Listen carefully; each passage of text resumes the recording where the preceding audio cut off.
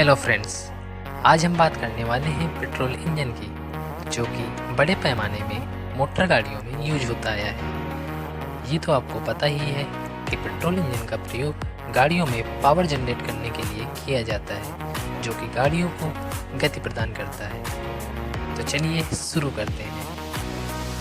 Petrol engine को gasoline engine भी कहा जाता है। इस वीडियो में हम एक 4 स्ट्रोक पेट्रोल इंजन की बात करेंगे।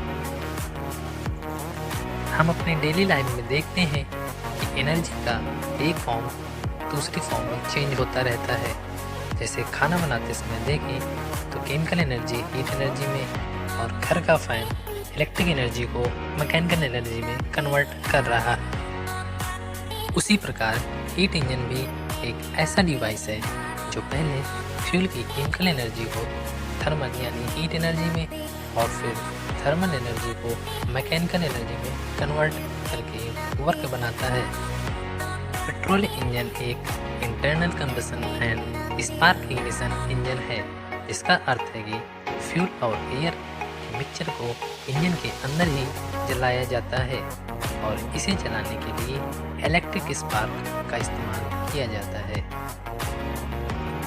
यह स्पार्क प्लग के द्वारा पैदा किया जाता है। अब हम 4 स्ट्रोक इंजन के पार्ट्स के बारे में जानेंगे। First of all is cylinder. यह एक सिलेंड्रिकल यानी बेलनाकार वेसल है, जिसमें पिस्टन आगे पीछे मूव करता है। Second is piston. Piston engine के सबसे मेन पार्ट्स में से एक है। यह कनेक्टिंग रॉड है, पिस्टन और क्रैंकशाफ्ट को जोड़ता है और फिर इसको पिस्टन से क्रैंकशाफ्ट तक ले जाता है।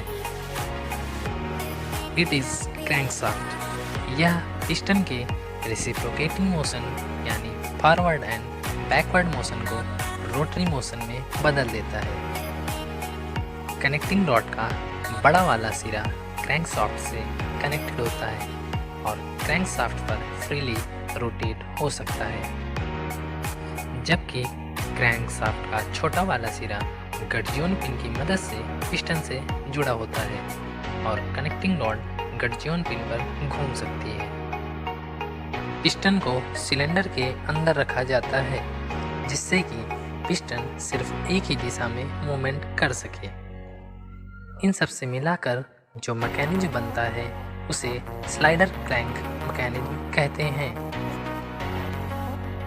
यह स्लाइडर के लीनियर मोशन को क्रैंक के रोटरी मोशन में बदल देता है।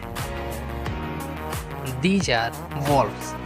ये सिलेंडर में एयर फिल के मिक्सचर के अंदर आने वाले रास्ते को खोलने और जलने के बाद जली हुई गैसों को बाहर भेजने वाले रास्ते को कंट्रोल करते हैं। ये या तो सिलेंडर के हेड में या सिलेंडर के साइड में लगे हुए होते हैं।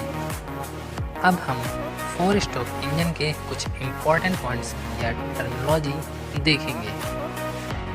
फर्स्ट इज TDC यानी टॉप डेड सेंटर। ये पिस्टन की वो पोजीशन है जिस समय पिस्टन क्रैंकशाफ्ट से सबसे ज़्यादा दूरी पर होता है।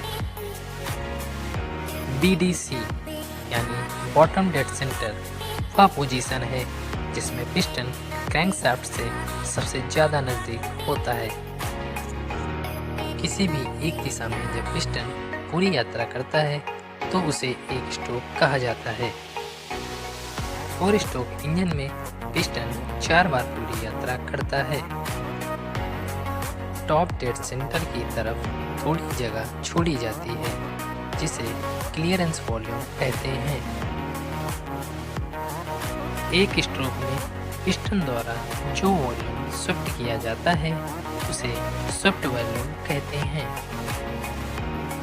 स्पार्क इग्निशन इंजन में सिलेंडर के अंदर जाने से पहले लिक्विड फ्यूल को छोटी छोटी बूंदों में तोड़कर वेपराइज्ड किया जाता है और फिर उन्हें हवा के साथ सही अनुपात में मिलाया जाता है। इस मिक्सचर को चार्ज कहते हैं।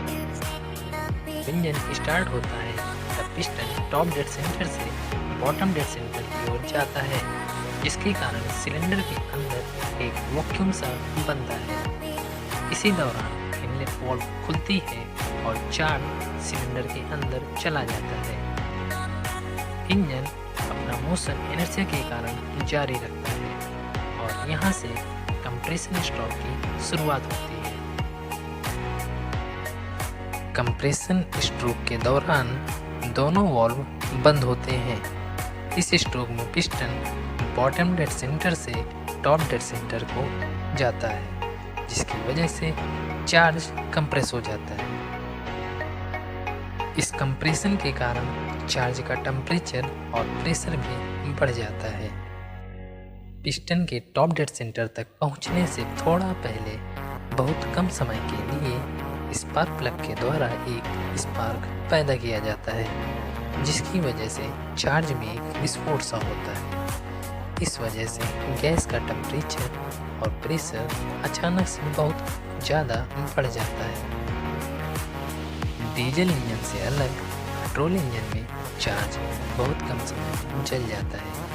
इतने कम समय में पिस्टन का मूवमेंट भी काफ़ी कम होता है और इसीलिए कंप्रेशन चैम्बर का वॉल्यूम भी लगभग समान रहता है।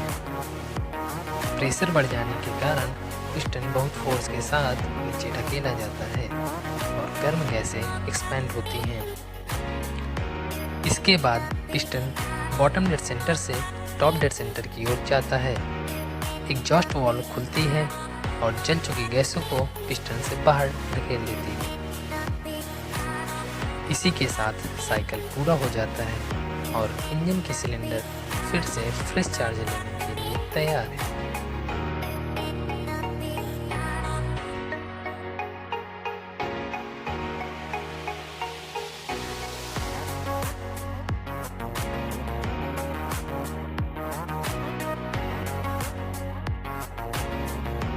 ध्यान देने की बात यह है कि इंजन वर्क केवल पावर स्ट्रोक के दौरान ही बनाता है। पावर स्ट्रोक के दौरान लोड के द्वारा जितना वर्क चाहिए, इंजन उससे काफ़ी ज़्यादा वर्क बनाता है। इसी वजह से इंजन में एक्सेलरेशन होता है, जिसके कारण इंजन की स्पीड बढ़ जाती है। जबकि सक्शन, कंप्रेशन और एग्जॉस्ट स्ट्रोक के दौरान इंजन को एनर्जी की ज़रूरत होती है। खासकर कंप्रेशन के दौरान चार्ज को हाई प्रेशर और टेम्परेचर पर कंप्रेस करने के लिए काफ़ी ज़्यादा एनर्जी की ज़रूरत होती है। यह एनर्जी इंजन के साथ जुड़े हुए घूमने वाले हिस्सों में जमा काइनेटिक एनर्जी से आती है। इसीलिए इन स्ट्रोकों के दौरान इंजन धीमा पड़ जाता है और इंजन की गति में उतार चढ़ाव आ जाता है। गति की इस अस्थिरता को कम करने के लिए फ्लाई व्हील को जोड़ा जाता है। फ्लाई व्हील एक ऐसा व्हील होता है जिसका मोमेंट ऑफ इनर्शिया काफ़ी ज़्यादा होता है, जिसका मतलब यह है कि फ्लाई व्हील को रोटेशनल स्पीड बढ़ाने या घटाने के लिए काफ़ी ज़्यादा एनर्जी की ज़रूरत होती है। दूसरे शब्दों में कहें तो फ्लाई व्हील को एक्सेलरेट या डिसेलरेट करने के लिए ज़्यादा एनर्जी की ज़रूरत होती है। जब पावर स्ट्रोक के दौरान इंजन ज़रूरत से ज़्यादा एनर्जी बनाता है, तब फ्लाई व्हील को थोड़ा एक्सेलरेट करके यह एनर्जी फ्लाई व्हील में काइनेटिक एनर्जी के फॉर्म में स्टोर हो जाती है। और जब इंजन को कंप्रेशन और दूसरे स्ट्रोक के दौरान एनर्जी की ज़रूरत होती है, तो फ्लाई व्हील थोड़ा डिसेलरेट होकर यह एनर्जी इंजन को उपलब्ध करा देती है, जिससे इंजन की गति में उतार चढ़ाव काफ़ी हद तक कम हो जाता है। इलेक्ट्रिक स्पार्क बिल्कुल सही समय पर होना जरूरी है, वरना इंजन सही से काम नहीं कर पाएगा। उदाहरण के लिए अगर स्पार्क पिस्टन के टॉप डेड सेंटर तक पहुंचने से पहले ही हो जाए, तो चार्ज पहले ही जल जाएगा और प्रेशर बढ़ जाने से पिस्टन गलत दिशा में जा सकता है और फाइनली इंजन बंद हो जाएगा। स्पार्क टाइम कंट्रोल करने के लिए नए इंजन में कंप्यूटराइज्ड इग्निशन सिस्टम का प्रयोग किया जाता है।